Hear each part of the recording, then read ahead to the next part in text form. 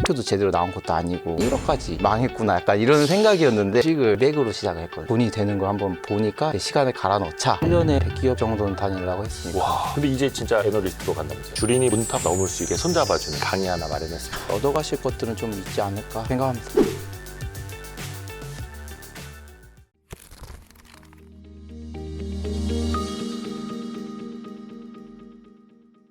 대표님 안녕하세요. 네, 안녕하세요. 조선뿐만 아니라 에너지 산업도 다각도로 분석을 하시더라고요. 네네.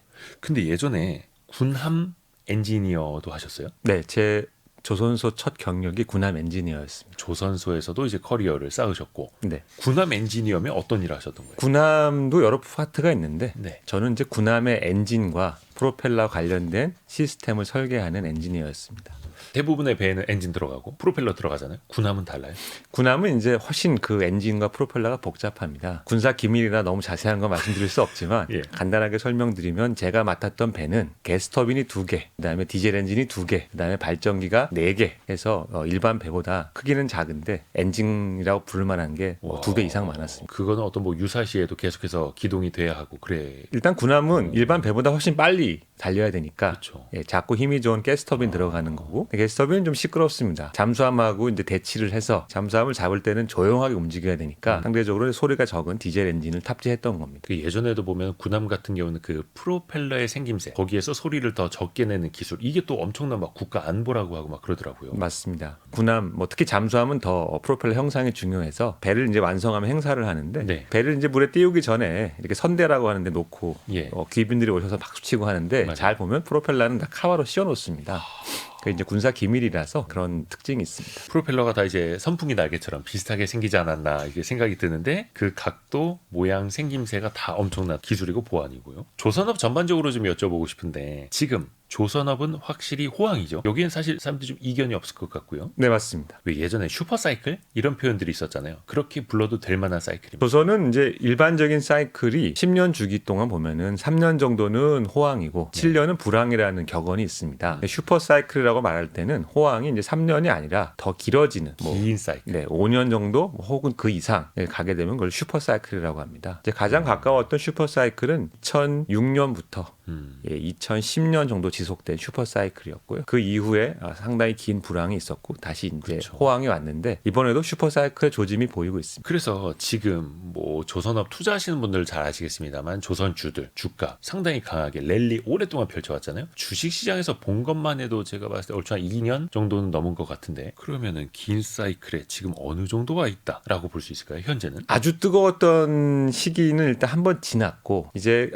이 뜨거운 상황이 얼마나 지속될까에 대한 이제 어떤 좀 예민한 분기점이라고 생각합니다. 봄, 여름, 가을로 따지면 확실히 여름의 가장 뜨거운 절정기보다는 그 여름에서 가을 언제쯤으로 가는가 이런 거예요. 예, 조심스럽게 말씀드리지만 뭐 날씨로 보면은 7월 말은 지났고 8월이 접어들었는데 늦더위가 계속 될 건지 아니면 이제 가을이 올 건지. 근데 또 가을이라는 게 또 어떨 때는 보면은 뭐 10월 말까지 날이 상당히 덥지 않습니까? 네. 그래서 그건 이제 변수가 있는데 조선의 호황을 예측하는 혹은 호황을 말할 수 있는 가장 핵심적인 지표는 얼마나 배를 많이 발주하느냐입니다. 그렇죠. 결국. 그런데 이제 해운사들이 주로 발주하는데 그 발주량이 아주 폭발적으로 늘었던 거는 2025년 상반기까지였고요.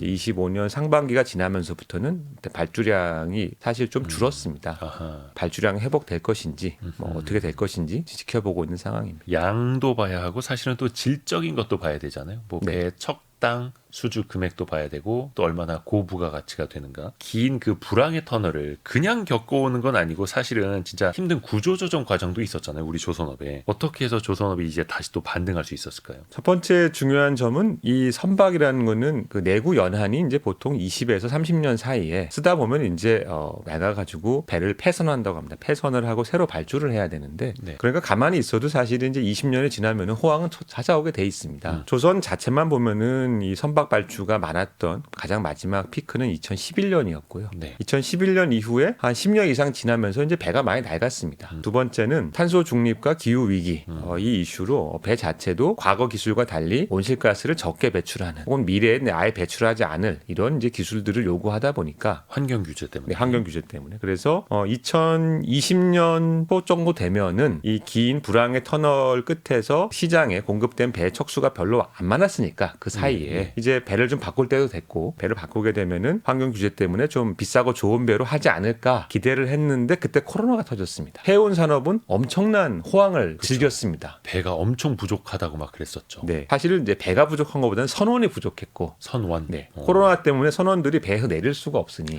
배에 묶여 있고 그러다 보면 이제 배의 운항도 지장을 받고. 물류 항에서 그 컨테이너 내리는 것도 엄청 지연되고. 그렇죠. 그런데 이제 사람들이 집에서 할 일이 없으니 뭐 인터넷 쇼핑을 많이 했죠. 저도 그랬고. 그러니까 이제 물건이 왔다 갔다 해야 되는 수요는 많은데 배가 없으니까 이제 어떻게 했냐면은 해운 운임이 치솟았습니다. 맞아요. 해운 운임이 오르니까 해운사들이 안 그래도 우리가 이제 배가 낡아서 환경 규제 생각해서 새 배를 발주를 해야 되는데 고민하다가 갑자기 이제 돈벼락을 맞은 거죠. 그러니까 이제 그 돈을 가지고 어마어마하게 이제 발주를 하게 된 게 23년, 24년입니다. 그래서 25년 상반기까지 그 발주량이 많이 늘었고 네. 또 그게 얼마나 지속될 것인가 또 이걸 이제 앞으로도 조선업 측면에서 봐야 하는 거고요. 일단 우리나라가 배 건조 능력을 보면은 타이 추종을 압도하죠. 물론 이제 뭐 물량 기준으로 보면은 중국에 의해서 2위기는 합니다만 거기는 뭐 벌크선이나 저부가 같이 이런 배들도 많으니까. 아니 우리나라가 이제 배를 이렇게 잘 만드는 이유는 뭐 이순신의 후예여서 이런 거 말고 어떤 측면이 있을까요? 제가 책에서 이제 여러 가지 요인을 정리했는데 아주 간단하게 말씀드리면 첫 번째는 우리는 처음부터 세계 1위를 지향해서 크고 거대한 설비를 만들었고, 애초에요. 네, 그 다음에 이제 IT 기술을 우리가 세계에서 거의 최초로 이 대량 생산하는 조선소에 적용을 한 그런 실적이 있습니다. 그래서 IT 기술을 접목하면서 대량으로 다양한 배를 잘 만들 수 있는, 사실 이제 이게 조합하기가 어려운 건데 대량, 다양한 배, 잘 이거를 이제 할 수 있는 그런 고도의 아주 정교한 그 생산 시스템을 거의 20년 이상 노력을 해서 구축을 했습니다. 처음에 투자와 시스템 구축, 그리고 마지막으로는 우리나라 사람 기질이 좀 자기가 잘 만든 거 조선에. 그래요. 조선업이라는 게 사실은 이게 좀 브랜드가 강한 산업은 아닙니다. 배를 발주하면서 뭐 이거는 뭐 한국이 만들었으니까 값을 50%더 주고 이런 건 없거든요. 산업재니까 신뢰와 품질이 중요한데 그런 면에서 우리가 좀 우위가 있고, 또 한국 사람들이 조선소 일하는 거 보면은 내일 너일 그렇게 딱 따지지 않고 전체적인 최적화를 위해서 양보할 땐 양보하고 노력할 땐 노력하고 이런 걸 참 잘합니다. 근데 이제 일종의 보면 축구랑 좀 비슷해요. 조선이. 근데 이제 중국은 저도 중국에서 5년 동안 조선소를 가서 이제 한국 투자한 조선소를 만들고 직접 그 사람들 일을 하면서 많이 느꼈는데 중국 사람들 그런 게 좀 약한 편입니다. 지나치게 자기 이익을 따진다든지 모든 게 다 정해진 상태에서 같은 걸 막 반복 생산하려면 잘 하는데 이제 배는 다 다릅니다. 조금씩. 그럼 그런 걸 이렇게 맞춰가는 거는 한국 사람이 참 기민하게 잘합니다. 그래서 고객 맞춤. 한국 사람의 어떤 기질과 문화에 이 조선 산업이 잘 맞는 부분이 있었다. 뭔가 성능 개량, 고객 맞춤 뭐 이런 건 진짜 우리나라 사람들이 정말 열심히 잘하죠. 네, 저는 그렇습니다. 어디까지 알아보셨어요? 이런 얘기도 있고. 네네. 조선소 사실은 그렇게 영업하지 않습니까? 선주들한테. 조선 산업에서 우리나라가 사실 참 그런 것 때문에 욕을 많이 먹었습니다. 근데 조선은 아까 말씀드린 대로 이제 3년 호황, 7년 불황이 있으니까 불황기 때는 다 이제 배가 고픈데 일본이 세계 1위로서 이제 지배적인 지위를 차지할 때 일본 조선소에 이제 세운 전략이 뭐냐면 어차피 배를 지금 많이 팔 수가 없으니 최대한 우리도 원가를 싸게 배를 만들어야 된다. 모든 걸 최대한 표준화해가지고 설계를 다시 안 바꾸고 템배를 계속 지어내면 이제 공장도 편하거든요. 일본은 또 그런 걸 잘하죠. 생산성 높아지고. 그러니까 이제 표준선이라는 걸 딱 정해가지고 다 똑같이 표준선만 팝시다. 그러면 뭐 고객이 자기 맞춤을 요구할 수가 없잖아요. 모든 조선소가 다 표준선만 팝니다. 이렇게 나오면. 근데 이제 우리는 그 말을 그 어떤 룰을 다 지키질 않았어요. 고객한테 가서 우리가 불황임에도 불구하고 우리가 설계 기간이 부족함에도 불구하고 거의 뭐 이익을 기대하기 어려움에도 불구하고 다 맞춰드리겠습니다. 경쟁해 가면서. 그러니까 이제 이것 때문에 일본으로 갔던 그런 이제 선사들이 한국으로 왔던 그 역사가 있었고 그런 거를 아주 치열하게 했던 조선소는 한국에서도 좀 차별화가 돼 있었습니다. 그게 좀 하다가 원가도 좀 생각하지 않은 데가 있었고 어떤 조선소는 원가는 뭐 관리하는 사람들이 챙기고 나는 현장에 와서 심지어 배를 만드는 중에도 막 수정을 했어요. 선주 감독관들이 도면에는 분명히 밸브를 이제 왼쪽에 달아라 되어 있는데 이 막상 가서 이렇게 실제 물건을 보면은 오른쪽에 다는 게 편리할 것 같다. 편리할 것 같다고 하면은 고쳐달라고 해요. 그럼 이거를 이제 사실은 FM대로 혹은 돈을 버는데 집중하는 회사면은 바꾸는데 뭐 돈을 얼마 내세요. 그렇죠. 설계도 바꿔야 되니까. 설계도 바꾸고 다 바꿔야 되니까 돈을 내세요. 뭐 그 돈 예산이 확보되면 해줄게요. 하면서 뭐 복잡한 서류 작업을 합니다. 그리고는 이제 서류 작업 기한이 넘겼으니 그냥 왼쪽에 달고 끝내겠습니다. 사실 그게 돈 버는데 맞아요. 근데 우리는 그렇게 딱 그 얘기 듣더니 내가 봐도 오른쪽에 있는 게 편하단 말이에요. 그럼 그냥 그날 확 고쳐버리는 거예요. 이거 공감하시는 분들 많으실 것 같은데. 나라 엔지니어링 역사 기아가 좀 그렇지 않습니까? 예, 그러니까 이게 그렇게 하고 이제 엄청 혼났어요 관리부한테. 도대체 뭐 하는 거냐? 왜 체계가 없냐? 체계도 없고, 이걸 이렇게 바꿔가지고 클레임을 치면은 이게 몇백만, 몇천만 원 돈을 받을 수 있는 건데, 뭐 정신이 있습니까 없습니까 하는데 현장에 일하는 사람들은 너무 간단한 답을 해요. 눈에 빤히 보이는데, 그렇죠. 이렇게 하는 게 더 나은 건데 어쩌란 말이냐? 감독관 말이 틀린 것도 아니지 않느냐? 예. 바보스러운 고집스러움이라고 표현하는데 그런 게 쌓이면 되게 무서운 거예요. 그렇죠. 무서운 거. 왜냐하면 계속 더 좋은 설계가 무엇인지를 알게 되고 고민하고. 그게 쌓이면 혁신이 되고, 그리고 이제 고객도 저기 가면은 원가를 그렇게 따지지 않고 더 잘해준다. 더 잘해주는구나 하면 이제 이게 호황기 때 큰 힘이 되는 게 이게 역설적입니다. 호황기가 되면은 누구나 다 배를 발주하고 싶어 해요. 그렇죠. 실력이 없는 조선소도 배를 발주하기 쉬운데 우리가 좀 비싸도 우리한테 계속 옵니다. 지난번에 잘해줬으니까. 잘해줬으니까. 요구사항 다 들어줬으니까. 네. 사실 이 사람들 입장에서는 지금 호황기니까 배가 뭐 굳이 품질이 썩 좋지 않아도 빨리 싸게 누가 만들어주면 최고예요. 네. 그런데 그럼에도 불구하고 우리나라로 오는 거예요. 충성 고객들을 우리가 많이 확보했기 때문에 지금도 제가 볼 때는 경쟁력을 유지하고 있다 생각합니다. 이 한국 사람들에게는 주체성 자기가 강하다고 하더라고요.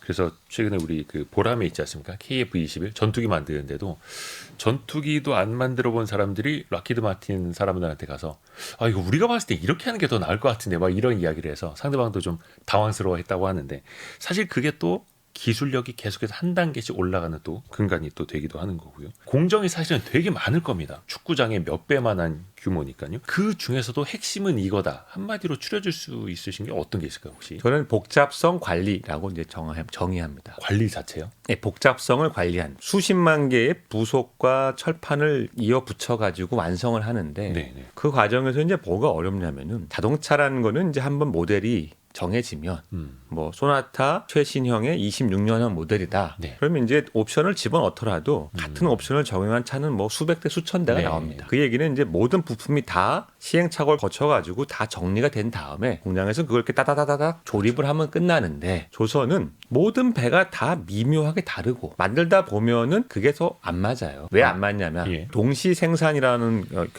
용어도 쓰는데 설계가 다 끝난 다음에 배를 생산 착수를 하는 게 아닙니다. 설계를 하면서 만들어요. 왜 그래야 되느냐? 설계가 다 끝나서 배를 만들게 되면은 배를 주문을 하고 받는 데까지 4년 5년이 걸립니다. 근데 이제 이 배를 발주하는 사람은 그렇게 기다릴 시간이 없어요. 네. 자기는 이제 2년 6개월 안에 배를 받아가고 싶은 거예요. 그러면 배를 설계하면서 동시에 건조에 착수를 하고 나중에 이제 배의 설계가 다 완성이 되면 이 만들던 배하고 다 맞지가 않습니다. 아무리 잘해도 한 95%는 맞는데 5%는 작은 부분. 차이가 날 수밖에 없어요. 예를 들어 뭐 우리가 이제 배를 발주할 때는 엔진이 뭐 예를 들어서 9,800마력짜리 엔진을 쓰면 맞겠지 했는데 네네네. 하다 보니까 9,950마력이 돼야 되는 거예요. 그러면 이제 그 차이 때문에 뭐 밸브도 바뀌고 배관도 바뀌고 전선도 바뀌고 뭐 조금씩 바뀝니다. 그럼 그거를 만들어 가면서 이건 흘러가는 모양을 보니까 이건 이렇게 좀 바뀔 수도 있겠구나 하면은 거기 약간 여유를 두는 겁니다. 근데 이거는 정말로 그러니까 미리 설계가 중간에 바뀔 거가 다 염두에 두고 짓기 시작하는 거예요. 네. 심지어 엔지니어나 설계자가 초보여서 그런 걸 반영 안 하고 현장에 내려보내도 현장에서 만드는 사람들이 이건 아무리 봐도 나중에 배관이 좀 커질 수도 있겠네 하면서 코멘트를 줘요. 경험상 안다. 예, 경험상. 너가 이제 설계한 지 한 2년밖에 안 돼서 모를 것 같은데 이거는 말이야. 여기 좀 여유를 더 둬야 돼. 이건 제가 실제 겪은 일이에요. 그러니까 도크에서 일하시는 분이 현장에서 일하시는 분은 이런 다 경험이 뭐 여러 수백 척 배를 만들어 봤으니까. 전문용어로 이제 짬에서 나오는 바이브라고. 그렇죠. 예. 이거는 딱 보면 안다 이거예요. 제가 이제 참 책에도 쓰지 않은 부끄러운 경험인데 제가 이제 군항을 만들면서 네. 이렇게 소방 호스를 거는 예. 그 렉이라는 걸 제가 설계를 했어요. 근데 제가 이제 기존에 그 배들의 설계를 보니까 소방 호스 렉이 너무 큰 거예요. 제가 볼 때는 호스에 비해서. 그래서 저는 원가 절감을 하겠다고 나름 최적화된 설계를 딱 해서 냈는데 예. 초도 물량으로 이제 한 수십 개가 이제 입고가 돼서 현장에 내려보냈더니 바로 그 다음날 전화가 왔어요. 니 좀 와봐라. 그래가지고 갔더니 참고로 이제 경상도 조선소였습니다. 이건 내가 아무리 봐도 네. 작다 사이즈가. 이거 이대로 하면은 나중에 반드시 문제가 생긴다. 소방호스는 걸 수 있었는데요. 네, 옥신각신 하다가 네. 제가 고집을 피워가지고 일단 그냥 달았는데 나중에 그거 다 바꿨어요. 소방 호스를 신품을 그냥 걸면 딱 들어가는데 한번 훈련한다고 물 넣고 쏜 다음에 다시 걸려고 하면 소방 호스가 이렇게 그림처럼 쫙 안 펴져요. 공기도 있고 물도 남아 있으니까 얘가 약간 두툼해지거든요. 그러니까 이분들은 그걸 다 경험을 하니까 네가 눈에 보는 소방 호스 신품하고 실제 배에 거는 건 달라. 근데 그런 거는 시방서 어디에도 안 써 있어요. 그렇죠. 안 써 있어요. 현장에서만 알 수 있는. 현장에서 이거 테스트 해보고 그런 클레임 받아보고 해본 분만 아는 거죠. 이런 일들은 뭐 이건 제가 아주 작은 사례를 말씀드린 거고 이건 뭐 한국조선의 거대한 경쟁력의 응축체입니다. 그러니까 이게 참 과학적으로는 뭔가 설명하기 힘든 감각과 경험, 손맛 같은 거잖아요. 동시 생산. 그러니까 설계를 하면서 같이 배를 짓기 시작한다. 또 하나가 조선 쪽에서 현장의 문제로 가장 많이 대두됐던 게 인력난이었잖아요. 일할 사람이 없다. 용접할 사람이 부족하다. 지금은 어때요? 그 문제는 여전합니다. 2010년대 중반 이후 긴 불황을 겪으면서 2013년에 받았던 월급 명세서하고 2022년에 월급 명세서가 거의 똑같습니다. 그 사이에 조선소는 돈 많이 벌지 않았어요? 아니요. 2013년에서 2022년 사이에는 그 불황. 네, 그 불황기에 조선소도 돈은 못 벌거나 많은 적자를 내고 사람들은 이제 10년간 월급이 안 오르니까 어떻게 하겠습니까? 떠나는 거죠. 떠나는 거죠. 그래서 많은 사람들이 떠났고 아직도 그 상처가 완벽하게 회복되진 않았습니다. 그 외에 그래서 외국인 근로자 많이 또 이제 영입을 한다 그랬었잖아요. 좀 채워졌나요? 조선 3사를 포함해서 제가 알고 있는 수치는 8,000명 이상. 네. 8,000명 이상의 이제 외국인 노동자를 비자를 그런 어떤 특별한 비자까지 포함해 가지고 저희가 발행을 해서 이제 현재 일을 하고 있는데 관건은 조선은 아까 말씀드린 대로 이제 경험이 축적되고 서로 손발을 맞춰서 이렇게 일을 하는 게 굉장히 중요한데 그 비자는 시한이 정해져 있습니다. 그러면 이 외국인 노동자들이 열심히 이제 한국에 와서 일을 해서 뭔가 이제 기량이 축적되고 뭔가 기여할 만할 때쯤 되면은 돌아가야 될 수도 있어요. 예. 현재 비자 구조면은 우리나라 조선의 미래 경쟁력을 생각하면은 그런 중요한 모든 공정을 외국인에 맡기는 거는 당연히 말이 안 됩니다. 그래서 이제 더 많은 사람들을 뽑아서 훈련시켜야 되지만 그렇다고 외국인을 다 시간이 지나서 돌려보내는 것도 너무 큰 손실이기 때문에 좀 지혜로운 대처가 필요합니다. 그러면 23년도부터 수주가 많이 늘었는데 그러면 지금은 급여 수준이 많이 좀 올라갔나요? 지난 3년 동안 예. 조선소 상당히 급여를 빨리 올렸습니다만은 그 이전 10년 동안에 이제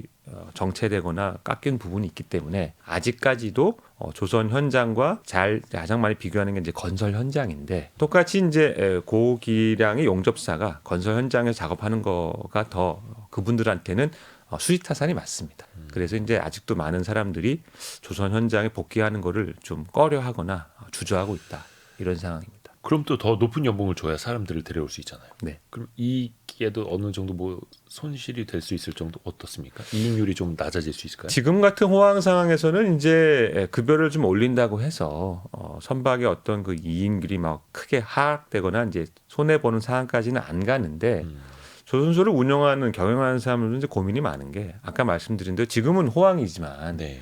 이게 이제 불황이 온다는 거는 너무나 뻔하게 경험으로 알고 있는 거니 네. 이게 1년 후의 문제나 3년 후의 문제일 뿐 상선 발주는 줄어들고 이제 불황은 올 텐데 그때 가면 이제 똑같은 일이 반복되는 거예요. 왜냐하면 우리가 2012년부터 혹은 그때 정도 시작된 조선 불황이라는 것이 왜 이렇게 뼈 아프게 왔느냐? 그 전에 슈퍼 사이클 때 너무 설비를 많이 늘리고 네. 너무 사람을 많이 뽑았기 때문이거든요. 그러니까 이제 지속 가능한 경영이라는 측면에서는 호황이라 그래 사람을 막 뽑고 급여를 막 올리는 게 항상 좋은 건 아닙니다. 또 호황일 때 불황을 대비해야 불황일 때도 호황을 준비해야 하니까요. 그렇습니다. 이게 좀 경영하기 더 어렵겠네요. 또 중요한 게 사실은 그 제품의 혁신입니다. 제품은 당연히 이제 배고 배도 굉장히 또 다양해지고 또 첨단으로 달려가고 있잖아요. 우리나라가 대표적으로 했던 제품 혁신이라는 건 어떤 게 있을까요? 가장 대표적인 거는 이제 LNG 운반선. 극조원의 LNG 운반선 분야에서 우리는 4번의 혁신을 했습니다. 아, 4번이나요? 네. 그래서 이제 뭐 제가 책에 이제 정리한 내용을 아주 간단하게 말씀드리면 일본이 장악하고 있던 그 시장에서 일본이 표준화했던 그 LNG를 담는 탱크 기술을 우리는 바꿔가지고 네. 일단 탱크 기술을 이제 바꿔버렸고 프랑스의 원천 기술을 우리가 이제 훨씬 더 상업화를 잘 시켰습니다.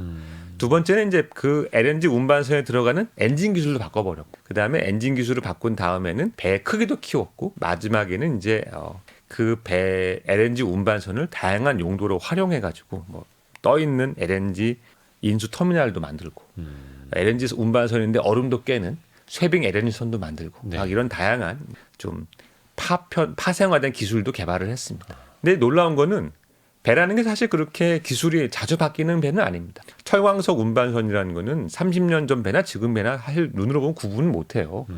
도색만 깨끗하게 하면은 그냥 뚜껑 열어서 붓고 닫고 이게 단데 그렇죠. LNG 운반선은 30년 전 배하고 지금 배하고 전혀 다른 배입니다. 전혀 다른 옛날 배 같으면은 뭐 하루에 사용하는 그 연료비나 총 운임이 뭐 1억이다 예를 들어서 지금 배는 이제 6천만 원도 안 하거든요. 그러니까 시간이 지나면서 엄청나게 효율적이 되고 엄청나게 그때는 존재하지 않았던 크고 다른 기능 가진 배도 만들었기 때문에 기술 혁신을 잘하면은 시장을 만들 수 있어요. 그러니까 20년 전에는 LNG 운반선이라는 건 그냥 니치 마켓이다. 이거는 그렇게 배가 많지 않을 거다 했는데 지금은 이게 조선 시장의 아주 중요한 부분이고 주류가 됐습니다. 시장이 커진 것도 우리가 혁신을 잘했기 때문이고. 근데 사실 아까 잠깐 그 프랑스의 기술을 가져와서 우리가 제품화를 더 잘했다라고 말씀해 주셨는데 지금 누가 봐도 LNG 운반선이 대한민국 조선업의 효자 상품이고 그런데 그 원천 기술은 또 프랑스에 있단 말이죠. 그게 어떤 그 보냉, 창,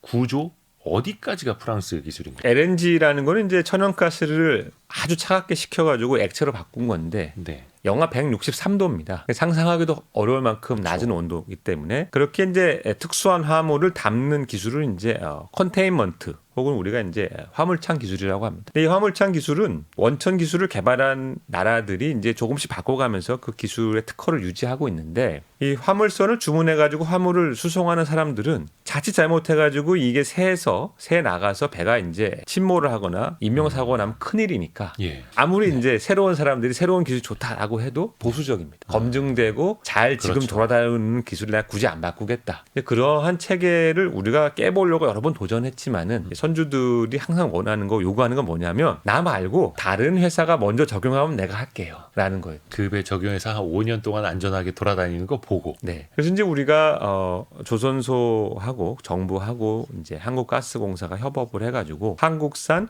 컨테인먼트 시스템 이제 KC라고 합니다. 우리가 먼저 한번 써보자 이런 네. 거예요. 그래서 이제 KC1이라는 걸 기술을 개발해서 시도를 했는데 네. 이게 좀 작은 사이즈의 LNG선은 잘 됐는데 예. 큰 사이즈는 잘 안 됐어. 그래서 이제 그거는 좀 아픔이 있었고 절치부심해서 이번에 이제 KC2라고 네. 많이 업그레이드를 하고 또 새로운 기술들을 도입해서 그거는 이제 똑같이 다시 한번 한국가스공사가 총대를 메고 네. 혹은 한국 회사들이 총대를 메고 내가 이제 그 배를 만들어주면 화물을 LNG를 운송하겠다라고 해서 이제 추진을 하고 있어서 한 3, 4년 지나면은 그 KC2를 적용한 대형 LNG선이 나와가지고 성공할을 저는 기대하고 있고요. 그럼 여기에는 그 프랑스 라이선스 안 줘도 되는 그런 네, 모델이 완전히 가는 우리나라 거예요? 기술입니다. 엄청난 시도고 필요한 시도인데 한 번 그런 배를 짓는데 들어가는 돈이 뭐 3천억 이상입니다. 한 대 갖고는 안 되고 보통 두세 대 해야 되니까. 레퍼런스가 좀 많아야 되는. 네. 그러니까 이제 한 번 시도하는데 뭐 크게 보면 1조 들어가는 베팅인데 이게 성공하게 되면은 이제 말씀하신 대로 LNG선에 그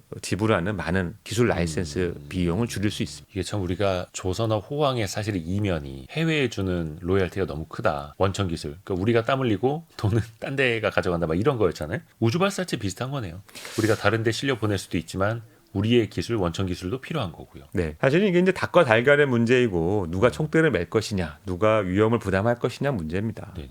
이제 기술을 개발한 사람의 자신이 있지만 예. 이 바다에서는 거친 해역 운항 환경 중에서는 뭐 여러 가지 문제가 발생할 수 있으니까 그거를 이제 누가 책임지느냐 참 어려운 숙제인 거고. 그래서 조선 분야의 많은 원천 기술은 대부분 외국에서도 다 국가가 펀딩을 해서 개발을 하고 초기에 많은 실패와 누적 적자를 이제 국가들이 지원해서 한껏 버틴 결과입니다. 우리도 이제 그런 것을 할 만한 수준과 국가의 역량과 소득 수준이 됐다 생각합니다. 근데 사실 우리가 고객 맞춤 또 기술력으로 일본을 넘어섰지 않습니까? 조선업에선.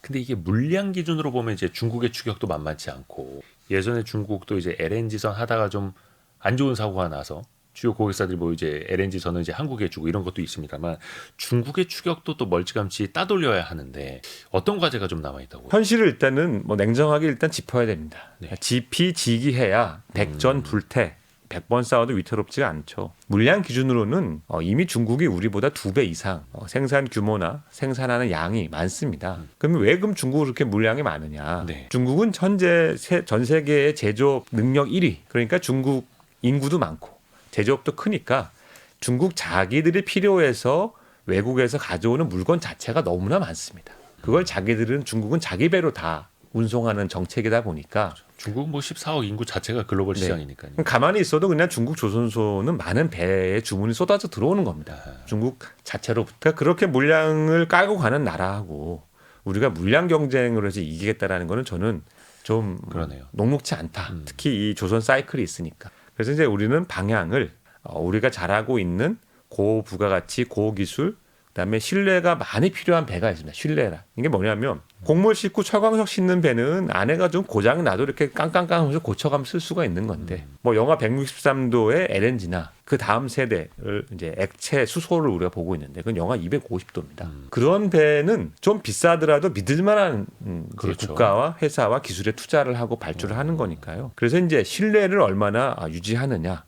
얼마나 품질을 잘 관리하느냐 이게 굉장히 중요하고 지금 우리가 만드는 배도 그래서 지금 너무 많은 배를 호황이라고 수주를 하면 안 됩니다. 이게 무슨 말이냐면 지금 호황이니까 배를 많이 수주해가지고 좀 돈을 바짝 벌어야지라고 접근을 하게 되면은 필연적으로 품질이 떨어지게 됩니다. 네. 뭐 초보자도 집어넣어야 되고 갑자기 배를 많이 만들어야 되니까. 근데 그러다 보면은 우리한테 좀 비싸더라도 왔던 충성 고객들이 실망을 합니다. 아하. 야 내가 너한테 믿고 맡겼는데. 믿고 맡겼는데 품질이 이게 뭐야.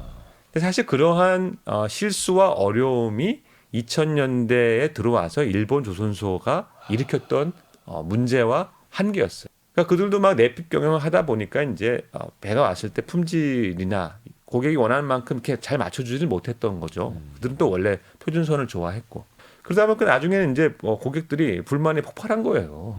아니 그게 이제 이 불만이 어디서 나왔느냐? 일본 선사한테 나온 거예요. 일본 선산. 일본 선사들이 아니 우리가 조선소는 해서 너무했다. 그동안 일본 사람끼리 한다고 해서 우리가 발주했지만 이게 뭐냐. 너무 뭐 배의 사양도 20년 전 그대로고. 근데 그런 문제를 우리가 이제 웃어넘길 수가 없다. 왜냐하면 우리도 이제 원가가 그만큼 부담이 되고 뭐 아까 말씀하신 대로 이제 연봉을 많이 줘야 사람이 오는 네. 이제 그런 나라가 됐죠. 경제적으로 잘 살게 된 건데 잘 살게 되면 이렇게 이제 조선 같은 일은 좀 산업은 사실 상당히 쉽지는 않습니다. 사람이 많이 들어가야 되니까. 그래서 고객 지향, 품질 지향, 기술 혁신 지향 이런 지향점들을 잘 지켜내야 되고 이게 이제 호황기 때는 말이 쉽지만 불황기 네. 때는 참 어렵거든요. 그래서 불황을 대비하면서 준비해야 된다고 생각합니다. 그렇게 생각해보면 예전에 말묘의 눈물이라는 것도 있고 우리가 유럽에서 크레인을 정말 싸게 사왔고 조선업의 기틀도 그렇게 해서 만들었는데 그게 어떻게 보면 이제 선진국으로 가는 나라들에서 조선업이 좀 이탈이 됐던 건데 선진국 대한민국이 조선업을 또 강력하게 지킬 수 있을 이건 이제 또 고부가 가치 선박으로 계속해서 또 나아가야 된다는 거고요. K조선 대전환이라는 책을 권효재 저자와 함께 읽고 있는데요. 자 이제부터 또 생각해 볼게 마스가 프로젝트입니다. 이건 이제 우리나라가 미국에 제안을 한 거죠. 위대한 미국 나아가서 위대한 미국의 조선업 그 리빌딩을 같이 해보자라는 제안인데 주식시장에서 엄청나게 기대를 하고 있거든요. 주가도 많이 올랐고 실제로 업계에서 조선 산업 내부에서는 이걸 어떻게 지금 보고 있습니다. 내부에서는 아주 크게 기대하는 분도 계시고 매우 냉소적으로 보는 분도 있습니다. 저는 비중으로 보면은 긍정이 한 20%, 냉소가 한 20%, 관망이 60%라고 이제 보고 있습니다. 아직 모른다는 거예요. 왜 그럴까요? 업계에 계시는 분들도. 네, 가장 큰 이유는 눈으로 보이는 조건과 수치는 굉장히 좋습니다. 우리가 그냥 너무나 쉽게 짓는 크게 어렵지 않은 유조선 같은 거 우리는 예를 들어서 뭐 1억 불에 지을 수 있는데 미국 가면은 이제 가격이 3억 불, 4억 불 합니다. 뭐 미국이 그런 배를 잘 못 짓는 여러 가지 이유가 있겠으나 야 원가가 아무리 들어도 뭐 2배면은 다 짓겠지. 예. 그러면은 가서 2억 불에 지워서 3억 불에 팔면은 이게 도대체 돈이 얼마야?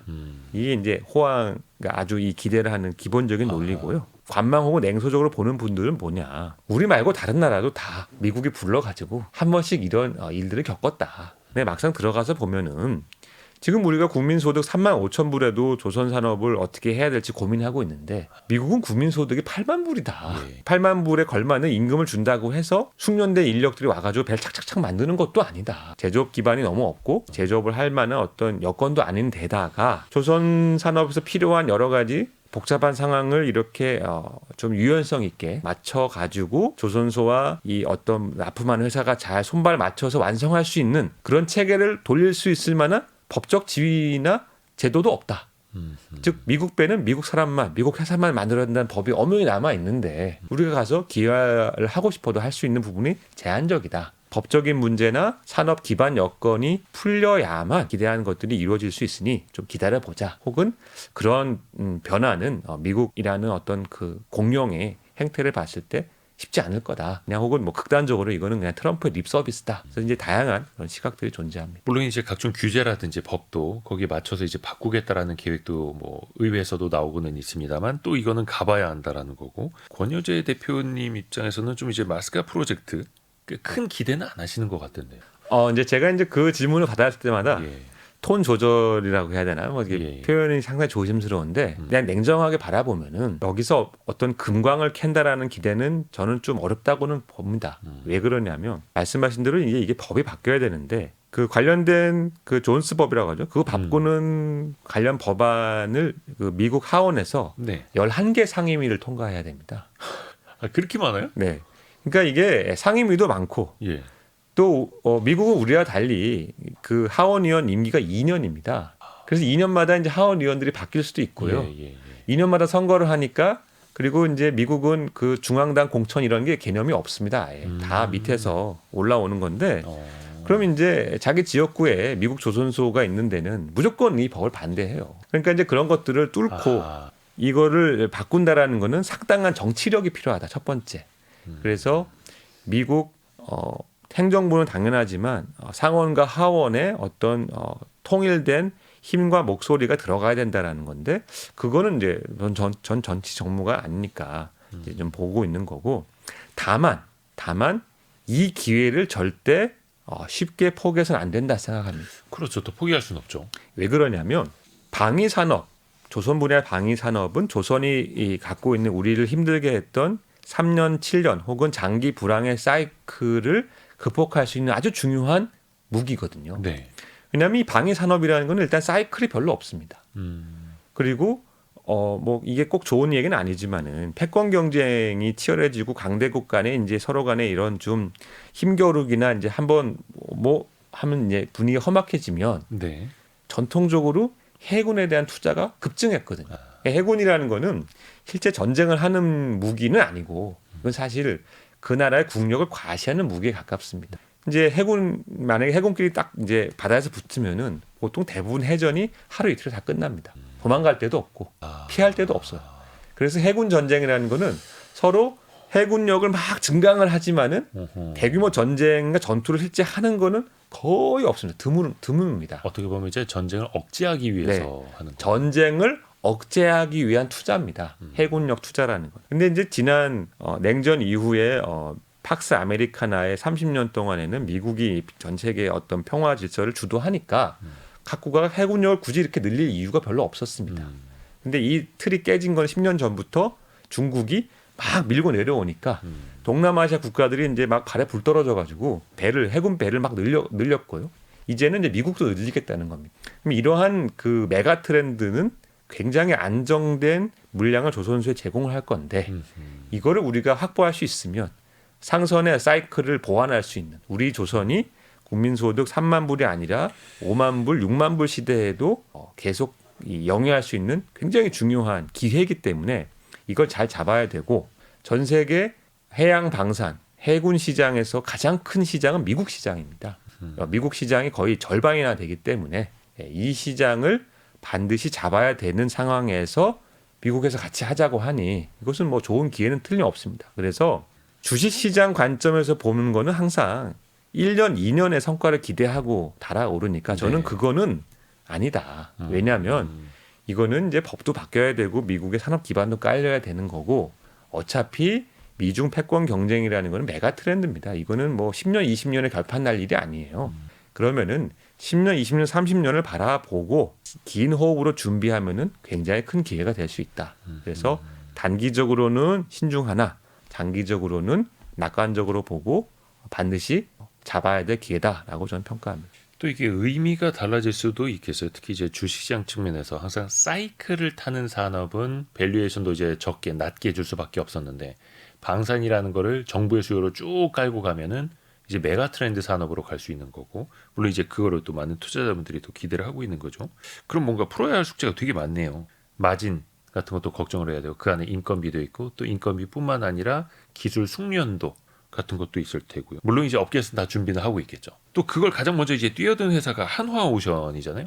예전에 대우조선해양을 한화그룹이 인수한 거죠. 사실 이제 조선업 사이즈로 보면 현대중공업 그룹이 훨씬 더 크고, 물론 이제 대우조선해양 예전에 뭐 우리나라에서 잠수함이라든지 이런 걸 가장 먼저 하기는 했습니다만, 미국 마스가 프로젝트에서 한화오션이 먼저 더 치고 나가는 이유는 어떻게 보세요? 두 가지 이유가 있는데, 하나는 하나그룹 자체가 방산에 특화되고 방산 부분을 통해서 성장하고 있는 회사하다 네. 보니까 이제 하나는 이제 미사일도 만들고 레이더도 만들고 포탄도 만드는데 소위 해양 플랫폼이 없었습니다. 근데 방산 시장에서 하나그룹은 이제 육상 쪽에 굉장히 강하죠. 네. 하나의 고민은 이제 군이 육군만 있는 건 아니고 공군도 있고 해군도 있으니까 어차피 공군도 미사일 쓰고 해군도 미사일 쓰고 레이더 쓰니 네. 기술은 공통이니까 이것을 확장하자가 이제 그룹의 전략입니다. 그런 관점에서 이제 카이에 대한 인수도 고민하고 있는 거고 하나오션은 이제 그런 차원에서 인수를 한 건데 들어와서 보니까 이 메인 시장은 미국 시장이다라는 거였죠. 그래서 이제 하나오션을 인수하기도 전에 사실은 미국 방산 시장에서 어떻게 역할을 할까를 고민했던 겁니다. 그래서 마스가라는 일이 일어나기 전에 이미 하나오션은 미국 필리 조선소를 매물로 보고 인수를 하고 준비를 하고 있었는데 갑자기 이제 도저히 순풍 단 겁니다. 그러니까 저도 마스카 프로젝트, 그러니까 한미 간의 관세 협상하는 과정에 이야기 나왔을 때 바로 얼마 안 있어서 한화오션의 필리조선소 인수 기사가 뜨길래 이게 뭔가 조율이 된 건가 싶었는데 그 이전부터 준비하던 거예요. 사실은 이제 필리 조선소보다 그 전에 하나그룹에서는 이제 오스타르라고 해서 호주에 있는 회사인데 이 회사가 미국의 자회사로 조선소를 갖고 있고 거기서 이제 방산 물량을 많이 하고 있었습니다. 네. 그래서 이제 오스타를 인수를 하려고 여러 번 시도를 했는데 이거는 이제 호주 당국의 뭐 이슈나 오스타의 대주주의 이슈나 해서 시간이 오래 걸렸고 그래서 이제 하나오션이 그러면은 오스타는 좀 장기간 추진을 하고 그 다음으로 빨리 할 수 있는 거 하자 해서 이제 필리야드의 이전 주인이었던 이제 아커야드라는 회사가 있었는데 그 아커한테 산 겁니다. 그러니까 필리야드는 사실 미국 군함을 생산할 수 있는 라이센스가 없고 실적은 그 군함 생산 실적은 아주 옛날이거든요. 그러니까 작다면서요.